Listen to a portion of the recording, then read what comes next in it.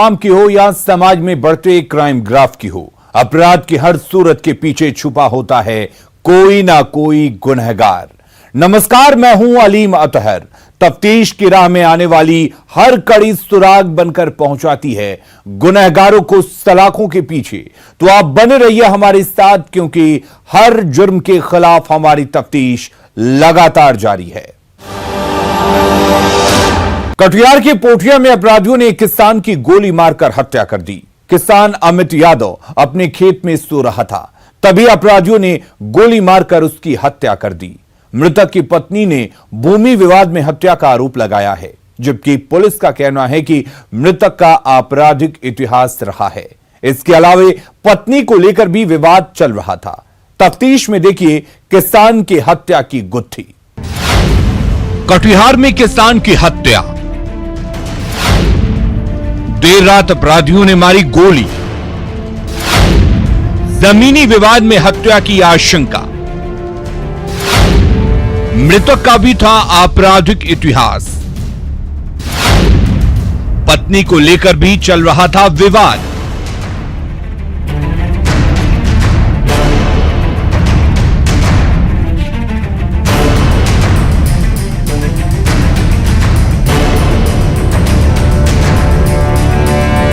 कटिहार के पोठिया थाना क्षेत्र के शब्दा बहियार में अपराधियों ने एक किसान की गोली मारकर हत्या कर दी।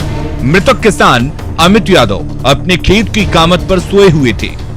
देर रात अपराधियों ने कामत पर जाकर अमित यादव को गोली मार दी।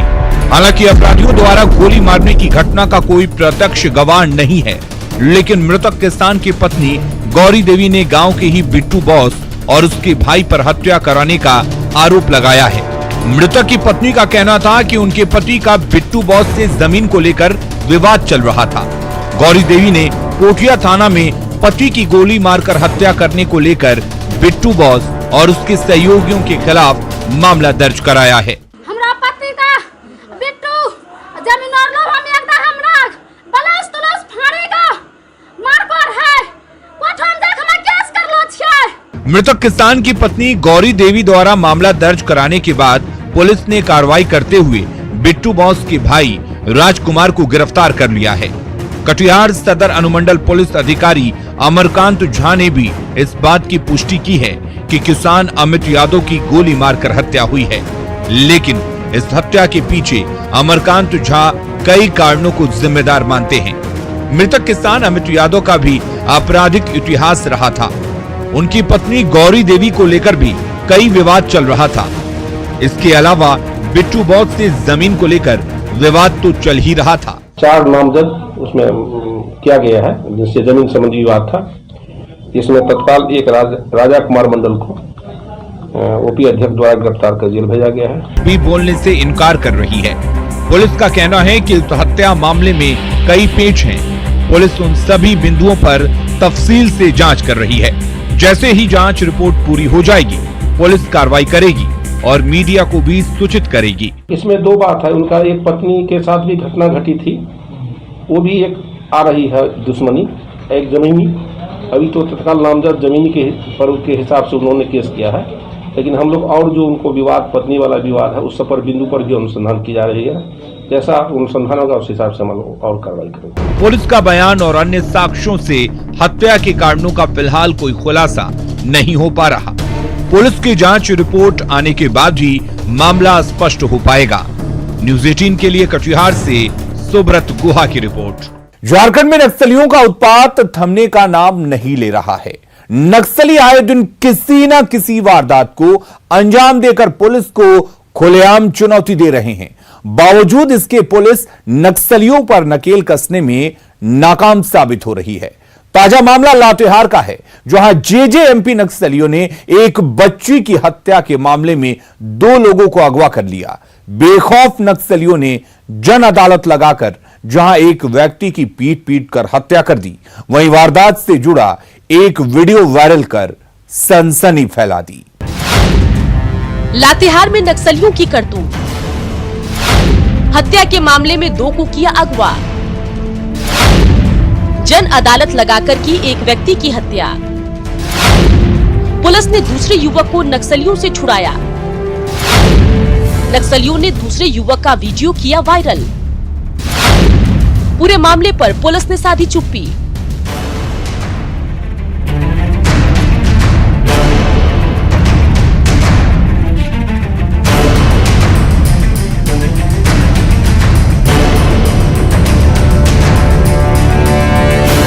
लातेहार में जेजेएमपी नक्सलियों का मनोबल इतना बढ़ चुका है कि अब वे जन अदालत लगाकर लोगों को सजा देने का काम कर रहे हैं। मामला सदर थाना क्षेत्र का है, जहां 5 जुलाई को हुई एक बच्ची की हत्या के मामले में 2 लोगों को अगवा कर सनसनी फैला दी। नक्सलियों ने जन अदालत लगाकर कल्चू उरांव को बच्ची की हत्या का दोषी करार देते हुए पीट कर मौत के घाट उतार दिया। बताया जाता है कि बीते सोमवार की देर रात जब कल्चू उरांव अपने परिवार के साथ घर में सो रहा था, इसी दौरान नक्सलियों ने हमला बोला और कल्टू को जबरन अपने साथ लेकर जंगल में चले गए और अगले सुबह पुलिस ने जंगल से कल्चू को बरामद किया। परिजनों ने मृतक बच्ची की मां पर कल्चू उरांव को फंसाने का आरोप लगाया। इसको मारा है, इसको दूसरा को वो जान चल गया है ना लड़की का, उसकी के आधार में इसको फंसा रहा था। रात में हम लोग सब सोवर थे, फिर 12:30 बजे रात में आके सब 5-6 आदमी आया था हथियार के साथ। फिर वो मेरे पापा को फिर आवाज़ सुने तो छत में चढ़ गए। छत में चढ़ने के बाद पूरा ढूंढ ढांड के पूरा ले गए इधर से मारते पीटते हुए। वहीं पुलिस ने अगवा दूसरे युवक इम्तियाज को नक्सलियों के चंगुल से छुड़ा लिया है और इलाज के लिए सदर अस्पताल में भर्ती करवाया। इम्तियाज के परिजनों ने बताया कि 4-5 की संख्या में हथियारबंद नक्सली देर रात उसके घर में घुसे और इम्तियाज को अपने साथ ले गए। काफी खोजबीन के बाद इम्तियाज का कहीं पता नहीं चला। बाद में पुलिस ने इम्तियाज के बरामद होने की जानकारी दी। पार्टी वाला था, नाम नहीं जानते हैं सर। रात में आया तो कैसे बताएं जो किया था। इस वीडियो में इम्तियाज ने बताया है कि कल्चू उरांव और उसकी बच्ची के परिजनों से विवाद चल रहा था, जिसको लेकर कल्चू और इम्तियाज ने बच्ची की गला दबाकर हत्या कर दी थी। हालांकि न्यूज़ 18 इस वायरल वीडियो के सही होने की पुष्टि नहीं करता। बच्ची का मारने का कोई लंबा कहानी नहीं था, उसके चलते तबरेज और लजवंती को मारने के विचार में थे। इसी बीच में वो बच्ची आ गई तो कल्टू और उसके परिवार पकड़ लिया। उसके बाद फिर पीछे से हम लोग भी पहुँचे। पीछे से पहुँचने के बाद वो बच्ची आवाज़ देने लगी, चाल करने लगी। उसके मुंह में फिर हम रुमाल डाल दिए। डालने के बाद वो चुपचाप हो गई। फिर आगे बढ़े, उसके बाद फिर उन लोग बांध दिए बच्ची को। बांधने के बाद चिपने लगे गला। उसके बाद फिर हम उसको दाब दिए, नेगेटिव मर गई वो बच्ची। मरने के बाद वो कल्टू और उसके परिवार टांग दिया। हालांकि अभी तक पुलिस इस मामले में कुछ भी कहने से बच रही है। दूसरी तरफ दूसरा व्यक्ति जिसका वीडियो वायरल किया गया है, पुलिस उसको किसी भी तरह से नक्सलियों के चंगुल से छुड़ा ली है और उसका सदर अस्पताल में इलाज करवा रही है। देखना यह होगा कि जेजेएमपी नक्सली का तांडव आखिर जिले में कितने दिनों तक चलता है। न्यूज़ 18 के लिए लातेहार से विकास तिवारी। गया में अलग अलग थाना क्षेत्रों में 2 लोगों की निर्मम हत्या से हड़कंप मच गया। एक और जहां युवक का शव पेड़ से लटका मिला, तो वहीं एक किसान की लाठी डंडे से पीट कर हत्या कर दी गई। फिलहाल पुलिस दोनों मामलों की छानबीन में जुटी है। क्या है पूरा मामला, देखते हैं तफ्तीश में। लॉकडाउन में नहीं थम रही आपराधिक घटनाएं। गया में 2 लोगों की हत्या से हड़कंप। अलग अलग थाना क्षेत्रों में हत्या की वारदात। पेड़ से लटका मिला युवक का शव। किसान की पीट कर निर्मम हत्या।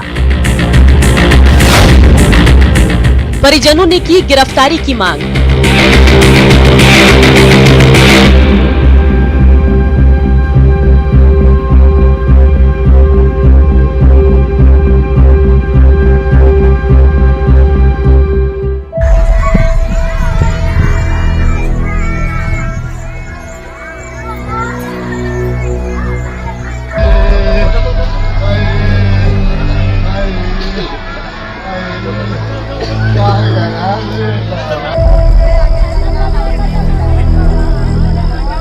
लॉकडाउन में आपराधिक घटनाएं थमने का नाम नहीं ले रही है। अपराधियों का मनोबल इस कदर बढ़ गया है कि अपराधी बेखौफ होकर एक के बाद एक वारदातों को अंजाम दे रहे हैं।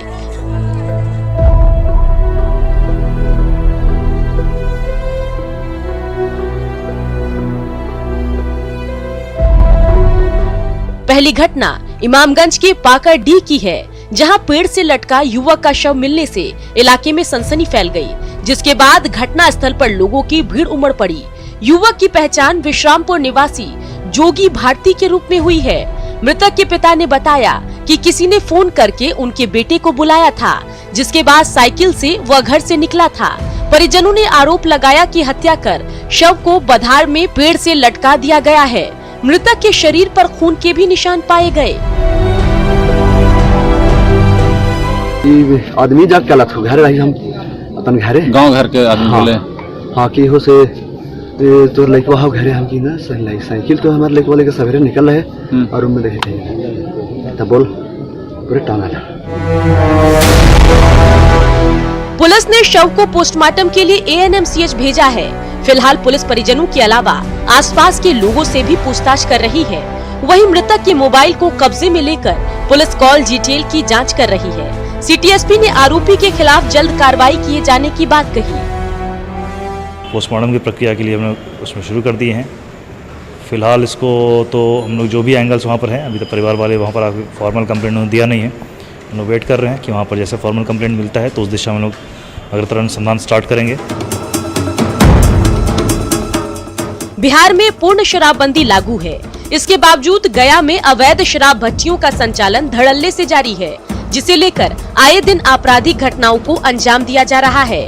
घटना गया के चाकंद थाना क्षेत्र के बहादुर बिघा की है, जहां अवैध शराब निर्माण करने वाले माफिया को अपने खेत का उपयोग करने से मना करना एक किसान को काफी महंगा पड़ गया। पटवन के दौरान खेत में ही वीरेंद्र यादव की लाठी डंडे से पीटकर निर्मम हत्या कर दी गई। हत्या कर शव को बधार में ठिकाना लगा दिया गया। मिली जानकारी के अनुसार शराब के अवैध कारोबारियों द्वारा इस वारदात को अंजाम दिया गया, क्योंकि इस इलाके में कई लोग शराब का अवैध कारोबार करते हैं और दूसरे के खेतों में महुआ और शराब बनाने के सामान को छुपा कर रखते हैं, जिसका खेत के मालिक द्वारा लगातार विरोध किया जाता है। पुलिस ने मौके से शराब बनाने में प्रयोग होने वाले ड्रम, महुआ और अन्य सामग्री भी बरामद की है। पीड़ित परिवार को आर्थिक सहायता दिए जाने और हत्या के आरोपी की गिरफ्तारी की मांग ग्रामीणों ने की है। साथ ही अवैध शराब निर्माण से जुड़े लोगों पर भी कार्रवाई की मांग की गई। खेत पटावे गया तो उधर आए मतलब का दिन किसका से तो बातरस कर लिया था, तो भाइया गया खेत पर, तो इधर से हम मना कर रहे हैं पापा के कि नहीं जाओ नहीं जाओ, तो ये चल गया। हाँ कुछ मिला है ड्राम जो बिला के थी में बॉर्डर पर पड़ता है, वहाँ दारू बनाता है, लोग उसको नष्ट वष्ट करवाए हम लोग। दारू शराब का जो कच्ची शराब का जो दारू चूता है वहाँ पे भट्टी का पूरा समझिए कि जखीरा है। कम से कम सैकड़ों भट्टियाँ वहाँ पे हैं। यहाँ के प्रशासन से, यहाँ के DM से मेरा अनुरोध है कि इस गरीब परिवार को उचित मुआवजा दिया जाए। CTSP राकेश कुमार ने बताया कि परिजनों के बयान और अन्य लोगों से पूछताछ में मिली जानकारी के आधार पर पुलिस सभी बिंदुओं की जांच कर रही है। जल्द ही आरोपी के साथ साथ शराब के अवैध भट्टी के संचालकों पर भी कार्रवाई की जाएगी। सभी एंगल पर देखेंगे, जो भी अगर इस प्रकार के जो भी सूचनाएं प्राप्त होती हैं, जिस प्रकार भी हमें इन्फॉर्मेशन मिलती है, जो भी बिट्स एंड पीसेस में इन्फॉर्मेशन मिलती है, सब पर काम किया जाएगा, अनुसंधान किया जाएगा और जिस कड़ी से भी हमें फर्दर लाभ मिलता है इन्वेस्टिगेशन, उस पर हम लोग आगे कार्रवाई करेंगे। फिलहाल पुलिस दोनों मामलों की जांच में जुटी है। पुलिस का दावा है कि दोनों मामले का खुलासा जल्द किया जाएगा। ऐसे में देखना ये होगा कि आखिर कब तक पीड़ित परिजनों को न्याय मिल पाता है। न्यूज़ 18 के लिए गया से अरुण चौरसिया की रिपोर्ट। गुमला पुलिस को बड़ी सफलता हाथ लगी है। पुलिस ने कार्रवाई करते हुए नशे के धंधे में जुड़े 5 लोगों को गिरफ्तार किया है। पुलिस ने इनके पास से लाखों की नशीली दवाइयां, 98,000 कैश, 1 पिस्टल और मोबाइल जब्त किया है। फिलहाल पुलिस मास्टरमाइंड की गिरफ्तारी में जुटी हुई है। नशे के धंधे से जुड़े इस मामले पर गुमला पुलिस ने क्या खुलासे किए, आइए देखते हैं तफ्तीश में। गुमला पुलिस को मिली बड़ी सफलता, लाखों की नशीली दवाइयां बरामद, 1 पिस्टल और मोबाइल भी जब्त। नशे के धंधे में जुड़े 5 लोग गिरफ्तार। मास्टरमाइंड की गिरफ्तारी में जुटी पुलिस।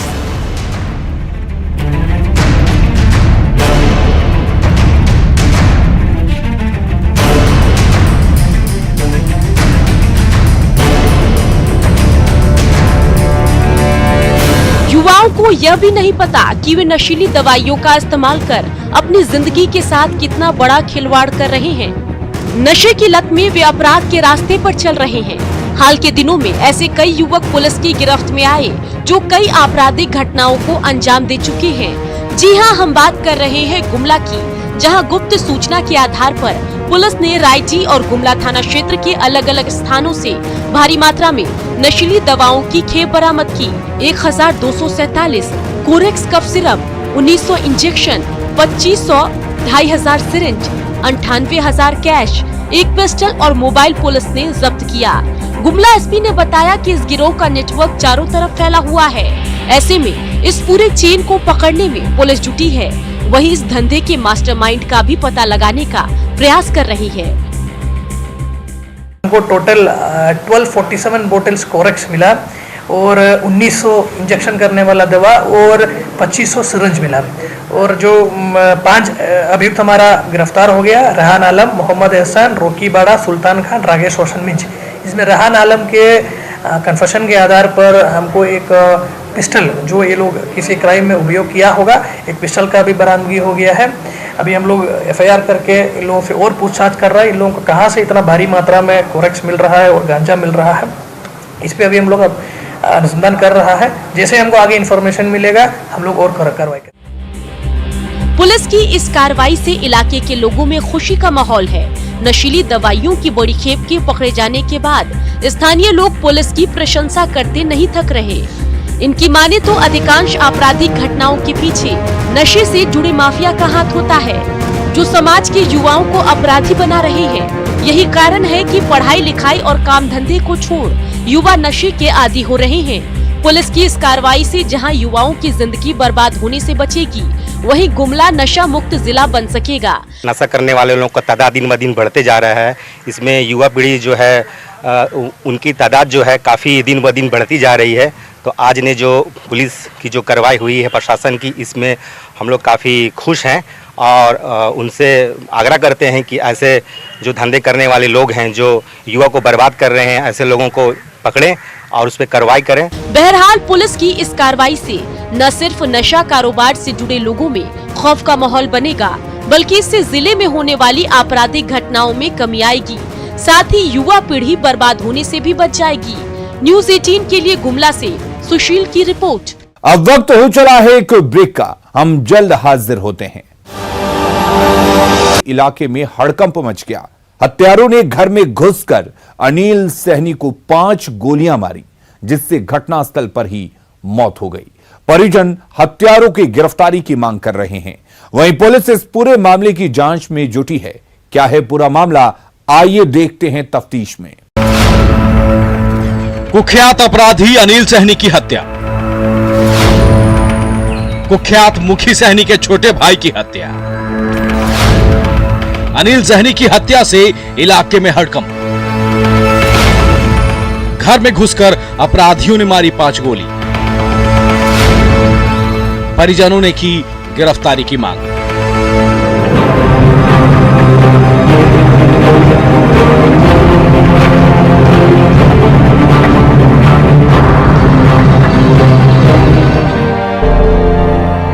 बेतिया में अपराधियों का मनोबल 7वें आसमान पर है। रविवार को जहां अपराधियों ने एक पुलिसकर्मी को गोली मारकर घायल कर दिया, वहीं देर रात कुख्यात अपराधी अनिल सहनी की गोली मारकर हत्या कर दी गई।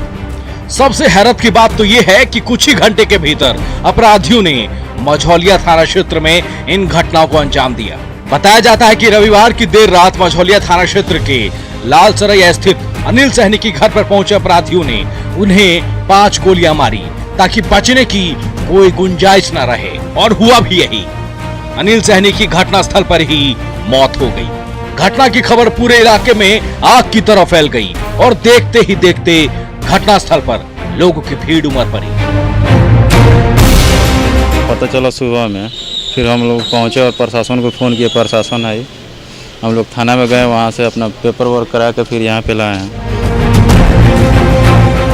बताया जाता है कि मृतक अनिल सहनी शूटर था, जो मूल रूप से पहाड़पुर के नोनिया गांव का रहने वाला था। लालसरैया में उसने एक घर बना रखा था, जहां अपराधियों द्वारा हत्या की वारदात को अंजाम दिया गया।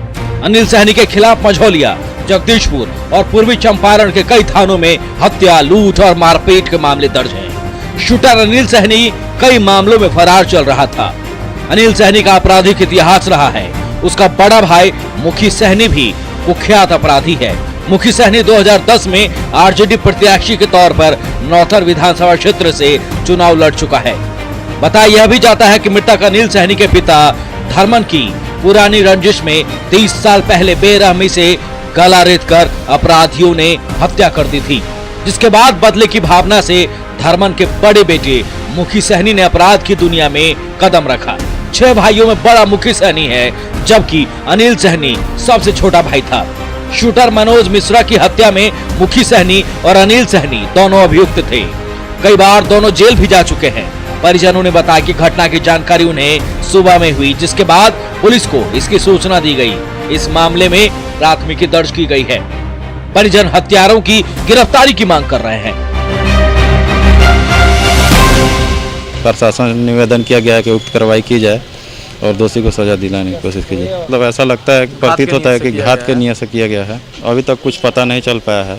अनिल सहनी की बीते रात अज्ञात अपराधियों ने गोली मारकर हत्या कर दी, जिसके बाद से ये दावा किया जा रहा है कि अपराधियों की पहचान कर ली जाएगी और उसकी गिरफ्तारी होगी। लेकिन अभी तक पुलिस के हाथ जो है वो बिल्कुल खाली हैं और इस मामले में कोई भी पुलिस पदाधिकारी कुछ भी कहने से साफ साफ इनकार कर रहे हैं। प्रफुल्ल कुमार, न्यूज़ 18 बेतिया। अपराधी चाहे लाख शातिर हो, तफ्तीश की दिशा अगर सही है तो बच नहीं सकता कोई गुनहगार सलाखों के पीछे जाने से। तो पुलिस चाहे सोई हो, मुजरिम चाहे कोई हो, आप बने रहिए हमारे साथ, क्योंकि हर जुर्म के खिलाफ हमारी तफ्तीश